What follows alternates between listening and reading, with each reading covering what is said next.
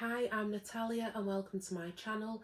In today's video, I'm going to share with you my honest 30-day update on the highly restrictive elimination carnivore diet. So if you're interested to find out how I got along without counting calories, without fasting, you're in the right place, so stay tuned. The reason why I started the carnivore diet in the first place was to eliminate food noise that started building up again. My transformation journey started off with low carbohydrates. So I understand about the sugar addictions, etc.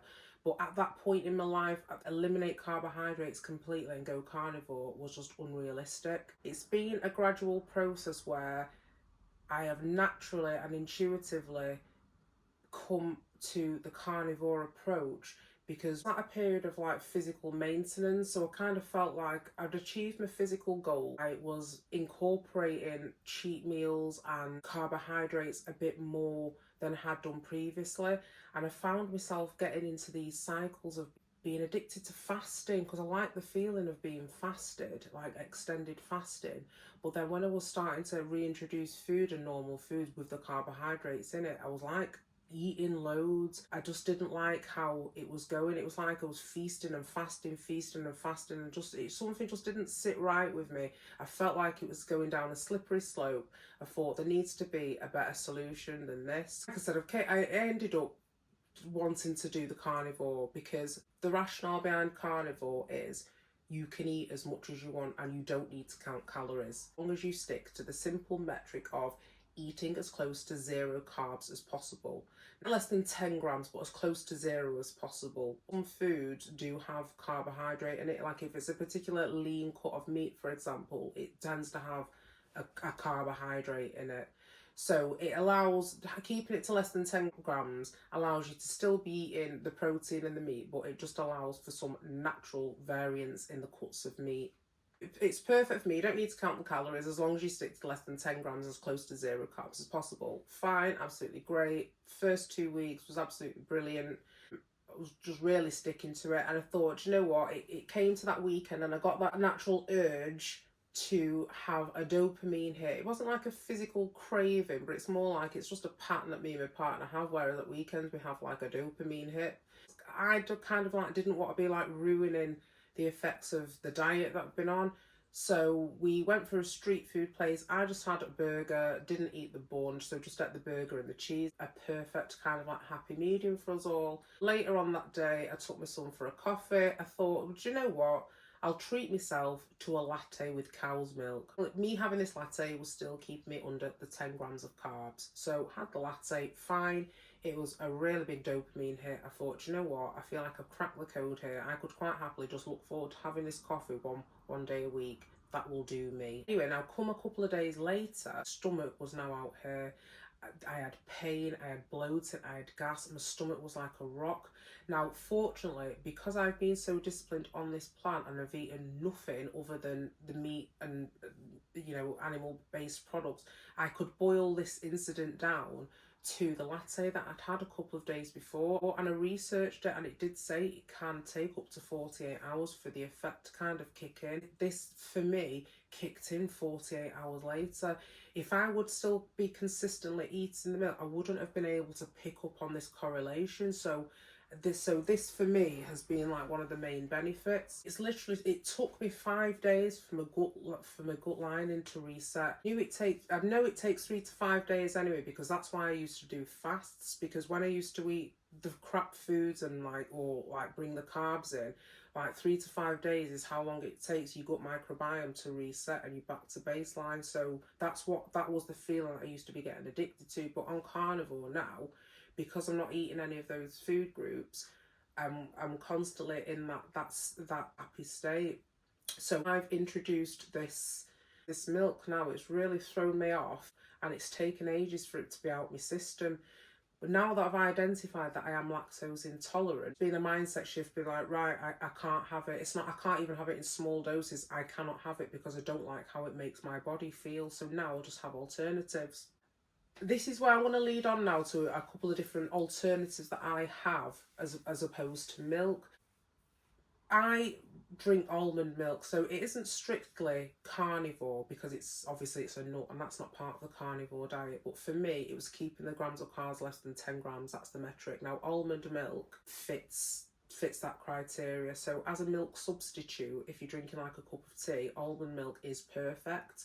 You need to make sure that you are looking at the list of ingredients on it. There's only certain brands that I will drink. Plenish is one of them, because if you look on the ingredient list, there's only almonds, salt and spring water.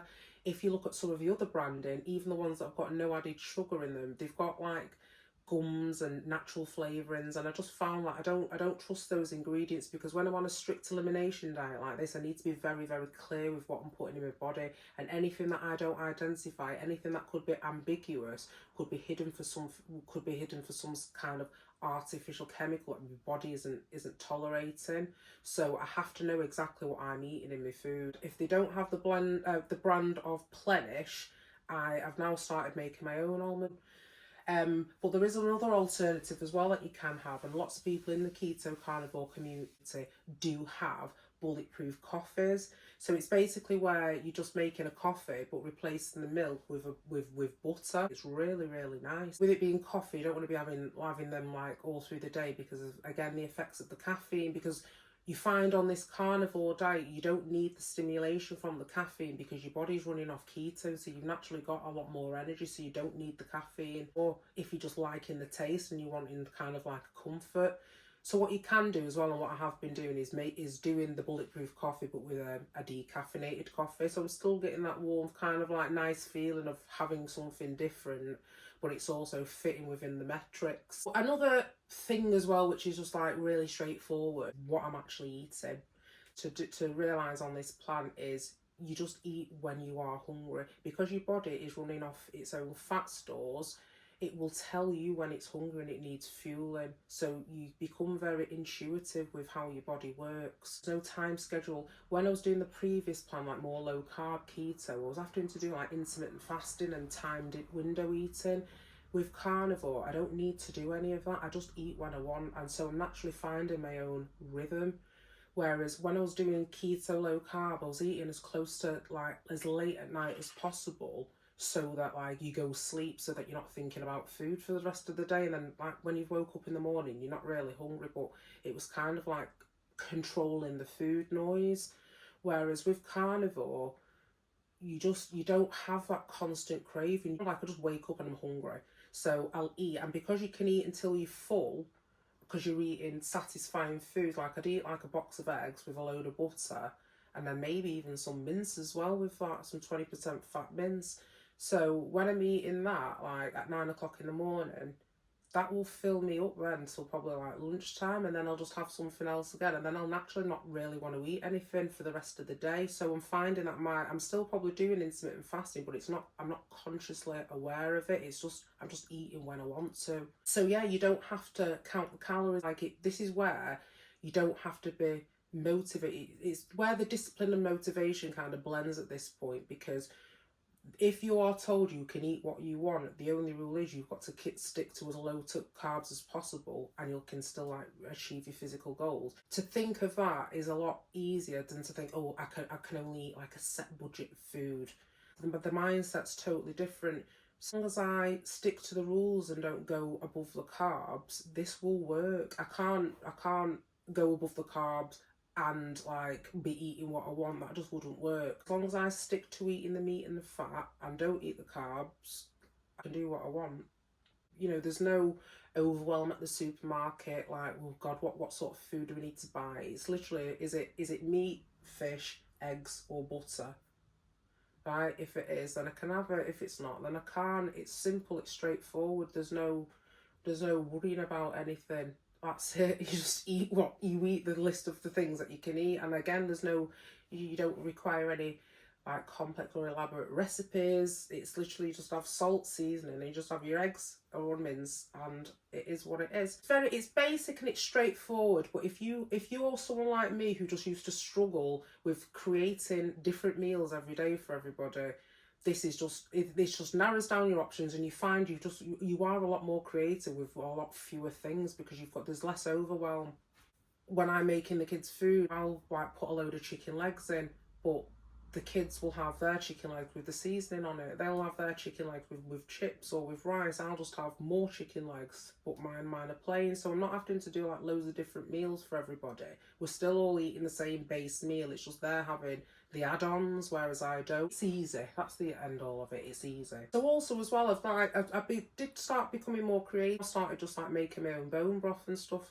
It's one of them things where people tell you you should do your own like bone broth and whatever, but sometimes it's just easy to just buy it in the supermarket if it is already there. But well, the food that I'm eating, I can just make my own. So I've just been getting into a habit now of, if I'm eating my chicken through the daytime, I'll just put the bones in a pan that I already have on the stove. So I'll just leave that there, like, and then I'll put the bones of the food that I'm eating for the day, and then over the night I'll simmer it, and then in the morning I've got a nice bone broth there to have for my breakfast. And I've just been getting into a habit of doing that, and that's been really working for me as well. You can turn it into like a gelatine and stuff. You can eat anything as long as it's meats, fish, eggs, or butter, or any sort of like animal fat. But what I was finding is salmon doesn't work for me. Some people do like eating seafood. For me, it's just not satisfying enough. I find like any lean cuts of meat, even like when you eat like a chicken breast or something, or a chicken breast or any lean meat, it just doesn't satisfy you, and you've got to add like a lot more butter and fat to be satisfied with it. So I'd rather just have a shortcut and have a fattier piece of meat. I did have some salmon the other week, and it kind of gave me the ick, because unless you're buying the hand caught like the wild Alaskan one, or it's like if you're buying like a cheaper one, a farmed one, it's really like not healthy at all, because all the plastics and stuff that it's been eating absorb into its flesh, so you're basically eating that food. Whereas if you're eating a ruminant meat, like from a cow, red meat, the quality of the meat tends to be better because of the cow's digestive system. So it's preferential from a health perspective to be eating the red meat.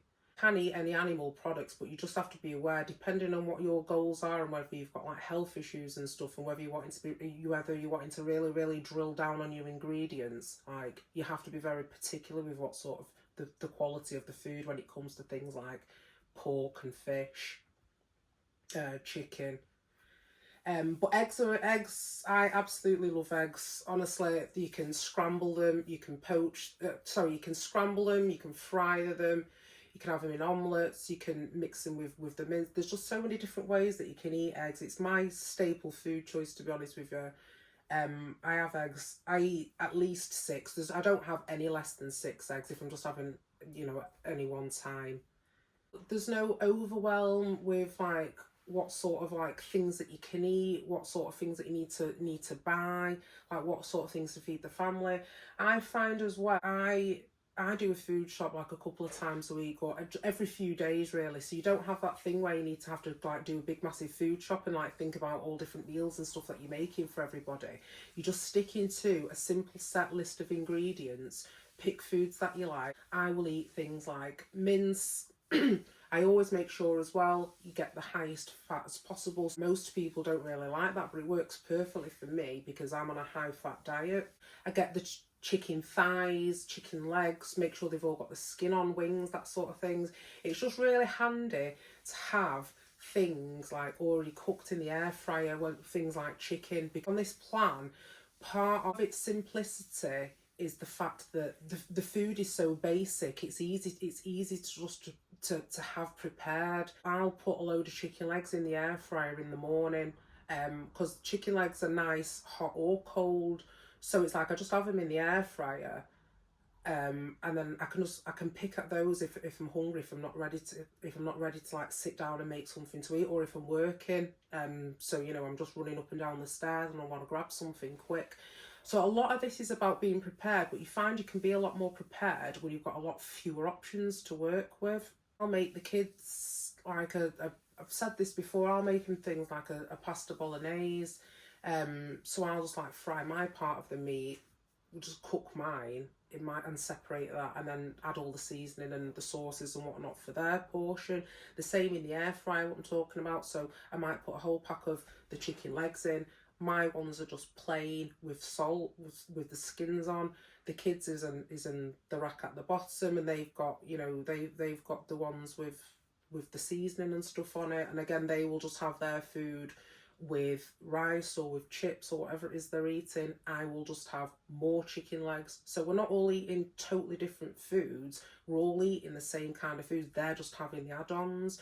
So it takes away that feeling as well, of feeling like you're eating separately to what everybody else in the family is eating, because you're kind of eating the same. You're just having a different proportion of the food compared to what they're having. One of the other things that I've noticed as well, my physical fitness in the gym has absolutely skyrocketed. I kind of was expecting this, to be honest with you, and this has been the main, the main thing that is keeping me motivated and keeping me wanting to continue with this, because the results that I'm getting in the gym are just exceptional now. I pushed through a plateau that I'd been at for a few months, which in hindsight now, thinking about it, it was probably due to all the fasting that I'd been doing, because although I am still really strong, I couldn't get above a certain strength in the, you know, with a certain weight. Soon as I've gone onto this carnivore diet again, like, so the first 2 weeks I was literally on a total refeed. It's like I was eating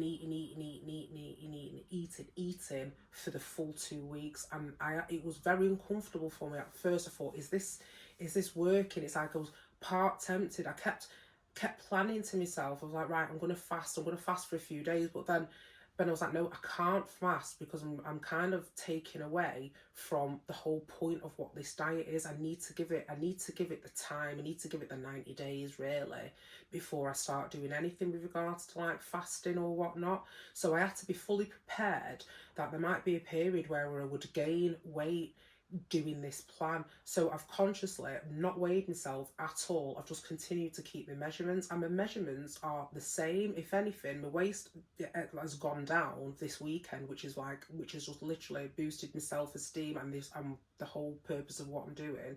It's like really, really validated it, because my strength is up here, my glutes are now popping, and I've been able to like flatten my stomach more. So I think I've achieved that, what I've wanted, which is to flatten my stomach and grow my glutes at the same time. What I'm looking like at the minute, I did this video yesterday. I'll try and get I'll do a side by side of what I started off at 4 weeks ago, but the picture that I took then was after I'd fasted, so my body would have been a lot more shrunken anyway. But what I'm enjoying about this carnivore is I'm still getting the same feelings of being fasted, but I'm full, and my body is like growing, the muscles are growing. It's like that perfect harmony of feeling. That's how I know I'm running off the ketones, because I feel as energized and as positive and optimistic as I do when I'm fasting. So it's that tells me that I'm in ketosis. So I don't want to like ruin this state that I'm in by like incorporating anything that I shouldn't do to throw me off track. And especially, like I said, with these fitness goals that I've had, my upper body, lower body, I'm getting stronger. As I said, I've not been weighing myself, because like I said, there's no way of me tracking whether I'm growing muscle or losing fat. So to see a weight on the scale for me would have just been too distracting. So I'm sticking to what I'm doing, and I can physically see the results, the difference in me. So yeah. And another thing as well, another difference that I've noticed physically in myself is my skin, like my under eyes as well. My eyes are clear and bright. There's no like bloodshot or yellowing in them. I was getting like skin issues as well, which again I think have boiled down to being to dairy or lactose. I used to get this skin issue on me in the elbow here, which I just could not get rid of. I had all sorts of creams, all sorts of potions. The only time it would work is when I'd fast, but then it would come back when I'd eat food, and I couldn't work it out. But now it's obvious it must be like the dairy or the carbs or the sugar. I'd get the same thing on the back of my neck here. But again, like I said, it's all gone since I've been carnivore, fully gone. I used to have really bad issues with my sinuses, under eyes. I'd get swelling all under my eye, all this inflammation. Again, this has gone. It went with the fasting, but again, until I went full carnivore, there was still some days where I'd wake up, depending on what I'd eaten the night before, I'd still wake up with some sort of puffiness. Since I've been full carnivore, I've not had any episodes of that whatsoever. So it's all been really, really positive. Also as well, I'm really in tune with my own hydration levels. I found myself getting really angry the other day, and the first thought that I had when I felt this uncomfortable feeling was I wanted a dopamine hit. It was like I wanted a can of Diet Coke. And then I thought, no, I'm not prepared to like poison my body with the Diet Coke when like I'm doing all this other stuff. So I thought to myself, and I consciously had to think in my head like what it is that I want. Am I hungry? I couldn't work out whether I was hungry. I wanted a dopamine. I wanted a craving. I wanted something. And to me, like, unless I know I'm actually hungry, if the thought of eating anything on my food list, including a stick of butter, is appealing. If it's not, then I know it's just a craving and it's a mental thing. So at that point when I wanted this dopamine hit, I was like, I didn't want to bite into a stick of butter. That wasn't appealing to me. So instead, I just chugged on like a big bottle of sparkling water. And in that moment, like the sensation went, so that indicated to me that I was missing my body's signals for hydration. So a lot of the time in the past where I've been craving like that Diet Coke, my body was actually craving water, which kind of makes sense, but you know what I mean. So yeah, so that's been a realization as well. So yeah, I'm in tune now more with like my body's hunger signals, its hydration signals. It's like I can physically feel when my skin might go dry if I've not been drinking enough water. It's like everything's just a lot, all the signals are a lot clearer. It's like I feel so, I just feel very, very in tune with like who I am and how my body's functioning. So it's been really, really positive. So to be honest with you, key takeaways and advice for anybody new to the carnivore or considering it, make sure you are considering the fact that you listen to your body's signals more. You become intuitive with what your body wants. And as I said, if you can just stick to the metric of the animal products, you'll be fine. With the dairy, having any sort of bloating, digestive issues, or you wanting to lose like a rapid amount of weight, the quickest thing is to eliminate the dairy. Some people can reintroduce it. If you're at a maintenance weight, you might be able to reintroduce it in small amounts, but again, keeping your carbs below 10 grams. So if you can be disciplined enough to have the small amount and you can enjoy that, fine. But for me, I'd rather just not have it at all, because the whole purpose of this diet is I want to be able to eat as much as I want and not have to track. Yeah, you identify your hunger and thirst signals when you are worried about whether you are actually hungry or not. Especially if you've got like a history of like eating issues, and sometimes you just eat for the sake of it. If you are not quite sure whether you're hungry or not, is it appealing to go and eat a piece of butter out the fridge? If it is not appealing to do that, you are not hungry. So just remember as well that your main energy source on this diet is fat. So get over your fear of fats. Understand that your body can either work off sugar or it can work off fat. And on this plan, we are choosing to have our body use fat as an energy source.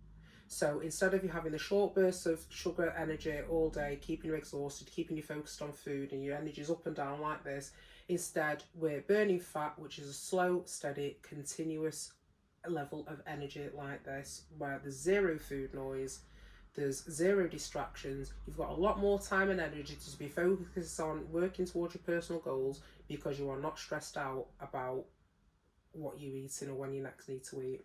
Well, I have cut down cardio now to 30 minutes a day, if that.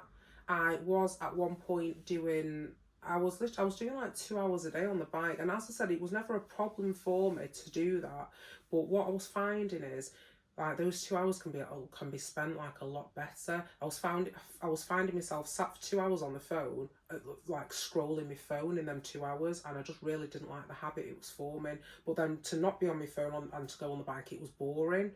So with this plan, I seem to have eliminated the need to have to go on the bike, because my body's just working in a way where I don't need to be doing all that amount of cardio.